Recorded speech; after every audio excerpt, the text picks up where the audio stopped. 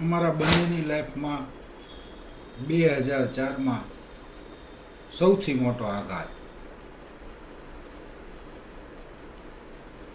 દીકરો દીકરી બે જ હતા. એમાં દીકરો અમારાથી અમે ગુમાવી બેઠા.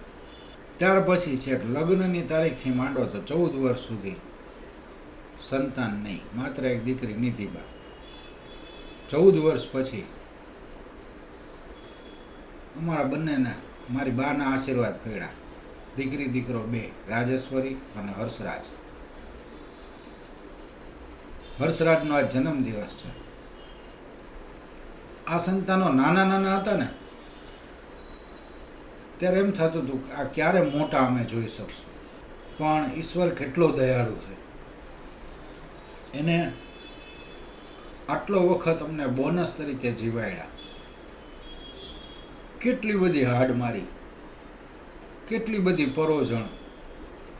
આ 14 વર્ષમાં કામ નહીં હોવું, કામ કરો તો કામની અવગણના થવી, પૂરતા પૈસા ન હોવા,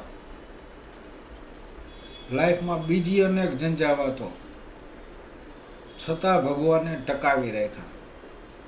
અનેક વખત 14 વર્ષમાં જીવન ટૂંકાવવાના વિચાર આવ્યા, પણ ઈશ્વર કૃપાથી આજે મારો હર્ષરાજ, હું એને 17 વર્ષનો જોઈ શકું છું. રાજેશ્વરીને એનાથી 1.5 વર્ષ મોટી જોઈ શકું. બંને વેલ સેટ, મતલબ અભ્યાસમાં વેલ સેટ તો કુદરત કરી નાખશે.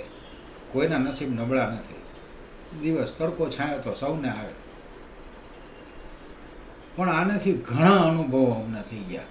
દીકરો દીકરી થઈ ગયા પછી અને જે આ 14 વર્ષ વીતાવ્યા એમાં અમને સગાઓની, સંસારની, મિત્રોની બધી પરખ થઈ ગઈ.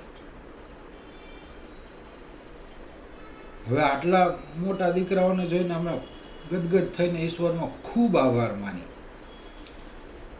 કે ભગવાન તેમને બોનસના આટલા બધા વર્ષો આપ્યા અને હું આ મારા દીકરાને મારાથી 2 ઇંચ ઊંચો જોઈ શકું. એનાથી વધુ શું હોય? ખરેખર હરિ તારી લીલા બહુ ન્યારી છે.